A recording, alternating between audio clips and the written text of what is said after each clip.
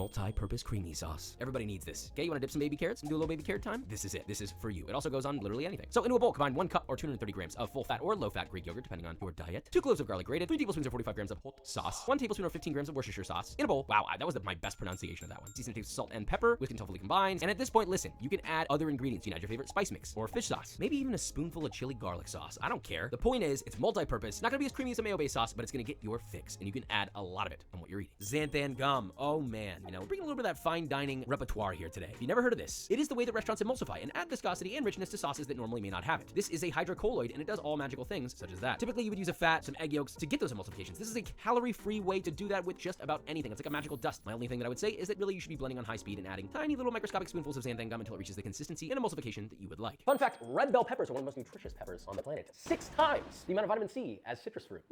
She got some vitamin C. To get the most out of them, you can either lightly stir fry or broil or roast. It's a great way to eat more vegetables. The thing that's great about bell peppers is they're kind of like benign. They're not spicy, they're sweet, they're fragrant, but they're not intrusive. They add a little bit of flavor, but not that much. They're just kind of there and they're nice, little sweetness. Great into curry, fried rice, soups, stews, chili. You can chop this up and mix it up in your meat for like a meatball. Does that make sense? Air fry. Obviously, deep frying your food is not really much of an option, but I'm not gonna lie. After all my talking about the air fryer, it does turn out it's not too bad, only if you use a 3-tier setup. Flour, egg wash, and some sort of a breadcrumb. That could be panko, cornflakes, etc. Spray it slightly with cooking spray, pop it into your air fryer, and there's varying temperatures. You can do 375 all the way up to 425 Fahrenheit. And that could be anywhere between 12 to 24 minutes, depending on whatever it is you're frying. So test around, find your best temp and time. But what do you do if you don't have an air fryer, Josh? Well, you can oven fry. It's actually not too bad, but it's definitely not as good. You will have to go at a hotter temperature around 400 to 425 Fahrenheit, and you will definitely have to flip halfway through. Cook times at that temperature can vary between 15 and 25 minutes. So choose your fancy and what you want to spend money on. An instant way to add diversity to already prepped ingredients that you have, rice paper wraps for spring rolls. Make your own spring rolls, or you can roll them up and then sear them and they get crispy on both sides. It's real nice. So keep a pack of dried rice papers for spring paper Money on. An instant way to spring rolls. Make your own spring rolls. Keep a pack of on any protein, any way to just Freehand discipline. Okay. add a little to your diet and your macro. What's different with it when I'm not? Things we're sharing and season the salt or any paper wrap in instant size. It's rolls. Make your own spring rolls or a pack of dried rice papers for spring rolls. Take them out, rehydrated diet in your macro. You want more consistent? Roll them up and you have You want to spend that temperature. wraps for spring rolls. Make your own spring rolls. Or you can roll them up and sear them and they get crispy on both sides. It's real nice. So keep a pack of dried rice papers for spring rolls. Take out rehydrated water, wrap whatever you want, any protein, any vegetable with any sauce, whatever fits your diet and your macros, and enjoy. It's a healthy way to just diversify your diet a little bit. Measuring oil. You want more consistency in diet? Let me just make this simple. Don't freehand your oil, okay? This is a great time to practice your cooking skills. And by that, I mean practicing discipline. It seems basic, but trust me, it makes a difference, okay? So anytime you need to add oil to something or fat to something, please do me a favor and measure it with a measuring spoon. 1 tablespoon, 2 tablespoons, however many tablespoons. Just be aware that 1 tablespoon of oil contains 14 grams of fat. And typically I put 3 to 4 in a pan just to start cooking. That is when I'm not measuring. All right, for all you munchers out there. For all you who like to snack on little things, popcorn. It's underrated, but you can season it with whatever you want if you make it yourself. Little tablespoon of olive oil in a large pot, heat it up hot, add as many popcorn kernels as you're allowed to eat, or if you're sharing more. Lid on, constantly shake over high heat, pop, pop, pop, open it up, you got popcorn. At this point, you can season it with salt or whatever you want. It is a great low-calorie option despite the carbohydrates that are in it. The cheese sauce replacement. This is one of the most interesting healthy hacks I've ever found. Taking low-fat cottage cheese. I know.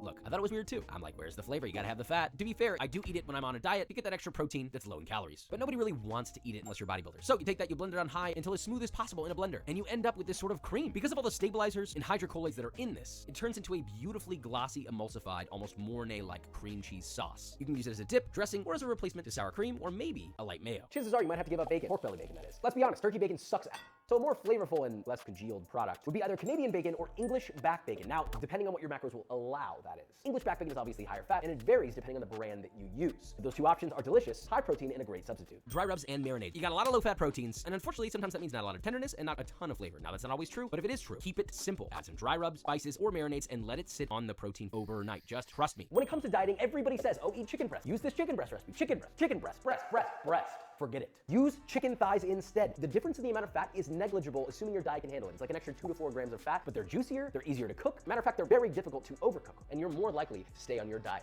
Whereas chicken breast is the other way around. Hard to cook, they go dry easily, not as much flavor. So you can listen to me about the chicken thigh and you're using chicken breast anyway. Here's how you can make it better. After it's cooked, shred it up and toss it with any low-fat, low-calorie sauce. That could be low-sugar barbecue sauce, that could be like a creamy tzatziki yogurt vibe, it could be anything you want. You got a little shredded chicken, put it in a sandwich, eat it over rice. The world is your high-protein oyster. Cooking vegetables. Big fun fact alert, we are the only animals on the planet that cook our food. But did you know that generally speaking, it is healthier to eat cooked foods than raw ones? Helps make certain nutrients more bioavailable, such as roasting carrots, cooking mushrooms. Many other nutrients become much more easily absorbable by the human body because they are cooked. Real sorry, it's science. Which cooking oil for high heat cooking? You see, you can't just use any oil. Smoke point's too low, you burn the oil, free radicals, all sorts of unhealthy carcinogenic compounds, and generally not great for your diet. So you need to use the right oil. And if you don't want to use vegetable oil or canola oil, then the best choices are either avocado oil or animal fat. They both have high smoke points and they're very naturally derived, if you will. It's more of a health thing than a diet thing. Replace lasagna sheets with vegetables. If you're really craving a cheesy pasta dish, but you can't have carbs, well, I'm sorry, because honestly, I don't know. That said, lasagna is kind of the perfect vehicle for this. Vegetable lasagna is a common thing. Zucchini or eggplant is what you'll usually see, especially eggplant in Italy. So, considering the Italians seem to have relatively approved this one, you slice thin, lengthwise your vegetables, and just like a normal lasagna, you can use lower fat ground beef and less oil, and of course you can use our blended low fat cottage cheese creme,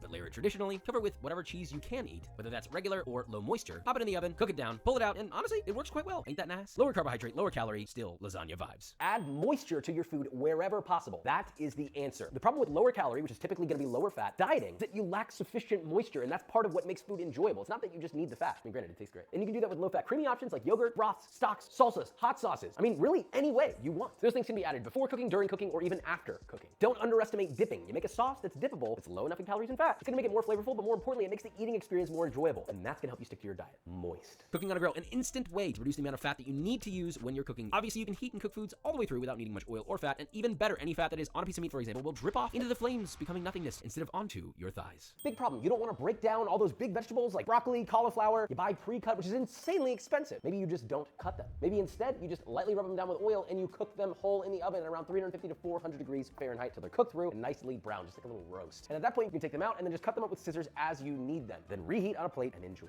Unlimited vegetables, very minimal prep time. The cover while roasting technique. If you want to cook your food in an oven without oil, there's a big problem here. Typically, your food's gonna get dried out, it's not gonna get caramelized properly, so on and so forth. That's why I cook with a lot of oil when I roast. But if you're on a strict diet, I found a trick. Whatever it is you're cooking, lightly oiled vegetables, or in this case, potatoes, cover them tightly with foil. Bake at your desired temperature until just cooked through, then remove the foil. Now at this point, they're lightly damp, but if they have any oil on them whatsoever, even if they don't, crank the heat all the way up and blast it until it reaches your desired level of color and maybe some extra crispness. Less calories, extra flavor. If you're on a diet and you're missing some sort of cheese, more specifically a cheese pull like this, is that even possible when you're trying to keep your calories low? Yes, it is actually. I'm not a huge fan of the low-fat cheeses. I think they're weird and I don't know how they're made, so I should probably research that. That being said, instead of using full-fat mozzarella, you can totally use low-moisture, part-skim mozzarella. You can buy it in blocks, grate it yourself, and enjoy it. I use this actually all the time, even in my non-diet recipes, just because it gets great cheese pulls and has great mouthfeel. Best part is, it's actually lower calorie. Swap sour cream sauces. So, sour cream-based sauces, right? Things like mayo, things like green goddess. Let me make this really simple for you. Sour cream is already sort of kind of lower fat, lower calorie than other options. But if you swap it with non-fat Greek yogurt, the discrepancy is pretty significant, which is this. Sour cream, 4 grams of protein, 27 grams of fat for 5 ounces. Now, for 5 ounces of non-fat Greek yogurt, you got 15 grams of protein and 0 grams of fat. So,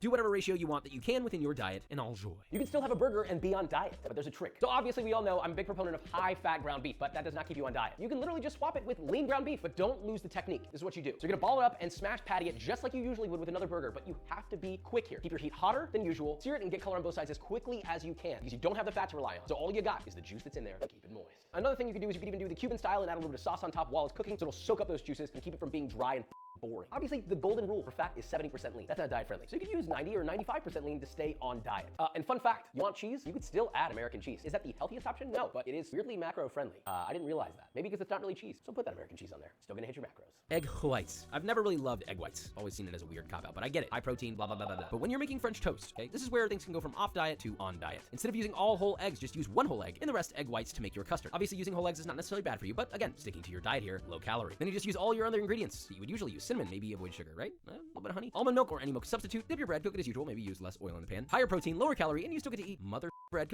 Eggs, just use 1 whole egg and the rest egg whites to make your custard. Obviously, using whole eggs is not necessarily bad for you, but again, sticking to your diet here, low calorie. Then you just use all your other ingredients that you would usually use. Cinnamon, maybe avoid sugar, right? A little bit of honey. Almond milk or any milk substitute. Dip your bread, cook it as usual, maybe use less oil in the pan. Higher protein, lower calorie, and you still get to eat mother French toast, brother. Chinese takeout sauces. This seems to be one of the ultimate hacks that I don't see people taking advantage of. Most Chinese takeout things can be made into a macro-friendly or diet-friendly option. The biggest issue is they use so much oil whenever they're cooking it, and I get it. That's really what's taking it out of being macro-friendly. But a lot of them is like lean beef or lean chicken or lean pork in a sauce. Your favorite soy sauce, a little bit of orange juice, lemon juice, some Chinese black vinegar, and then heat it up and thicken it with cornstarch. Reduce the sugar, reduce the oil, and find recipes for takeout that are on diet. You'll be able to continue to enjoy some of your most favorite foods while staying macro-friendly. If you want to make a viscous sauce, or more specifically a nice gravy without all the fat and the requirement of making a roux, you can make a nice flavorful soup broth or stock, add flavorings of your choice, add some lightly cooked onion to it, to 1 ratio of liquid to onion, and then cook that down until the onion is extremely soft, while trying to avoid reducing that liquid too much. A lid helps. Add to a blender and blend until smooth as possible. You're left with a low-calorie, highly flavorful sauce or gravy. I mean, look at this thing. Extra virgin olive oil can get expensive. A cheaper alternative in moderation would be animal fat. It's high in nutrients that a lot of us don't get, and it reduces food waste. So next time if you're trimming off a steak, maybe save that and then cook it down to your own cooking fat later. Don't cook your garlic. Well, let me clarify. Obviously, yes, cook your garlic when it's required to cook it, but that being said, understand that if you don't cook it, anytime you add raw garlic, that's that's been processed by being sliced, chopped, smashed. That processing triggers the release of an enzyme called allicin. Allicin is an antioxidant, anti-inflammatory, and may improve metabolism. Granted, that was only in mice and rats, but sometimes late at night, we can all be a little bit of a rat. Point is, raw garlic is healthy. This is an easy trick, but a lot of people forget to think about it. You're getting a sweet tooth craving, or cherry pie, or apple pie. Or maybe you just stop for a second. The easiest swap is obviously replace a sweet craving with a fruit. Now, a lot of the time that surprisingly does work, but I know what you're thinking. Josh, an apple is not an apple pie. Maybe find a way to get it hot. Do your apple lightly. Add a little bit of crushed nuts on top. You get the crunch, you got cooked apple. Throw a little cinnamon in there. Now you have the essence of an apple pie without all the sugar, fat, etc. You can stay on your diet. Curry. A great way to eat more lean protein is to just make more curries. If you're trying to stay on diet and low calorie, then I suggest using low-fat coconut milk or any other cream alternatives we've mentioned, such as the cauliflower method. But really, it's up to you. You may not need to use cream in your curry, which is even better. But the point is, the flavorful way to maybe accidentally eat a bunch of extra protein and maybe some vegetables is to make some form of a curry. It diversifies having to eat grilled chicken breast every single night. Okay, chicken, fish, shrimp, beef, pork, you name it, whatever's on diet. This is an easy way to eat it. Adding olive oil. If you want to add a surprising addition of flavor and texture while simultaneously boosting the essential nutrients in something like a soup or really anything, add a nice heavy drizzle of extra virgin olive oil. Okay, I want that thing as extra virgin-y as you can get. It adds richness to your food, but it also is incredibly nutritious. Steaming vegetables. Okay, so don't boil your vegetables in water. I mean, you can, but it saps a ton of the nutrients from them. And if you're looking for the vital nutrients that are gonna help you maintain energy, lose fat, all those different things, then really you should either steam them or honestly, surprisingly, microwaving them retains even better nutrients than boiling them. Or just grill them. How about we just all grill our vegetables, because vegetables are always better when you grill them. I'm tired of sweet potatoes. You gotta be too, all right? It's not Thanksgiving with the stupid little marshmallow topping. Yes, it's a healthy option, but you can still eat white potatoes assuming you're counting your calories and macros. Just don't peel them the next time you eat them because all the nutrients are in the skin. Let's be honest, white potatoes from a universal cooking perspective, a little nicer than just a sweet potato. If you want something more luscious, more fine dining in your typical diet food, I don't know why more people don't think about this. Maybe because it's really expensive, which I can respect. This is a less budget-friendly option, but guess what? Lobster are honestly very low in calories, high in protein, and if you want to keep it low calorie without the lemon and the butter, despite how good that is, you can instead make something like a light dressing such as a knock mom or a sesame dressing or something vinaigrette-oriented. So dress it up if you'd like. Place it in a lettuce cup, put it in some buns if you can eat carbs, excellent source of nutrients, extremely lean protein, plus it's fancy as fuck.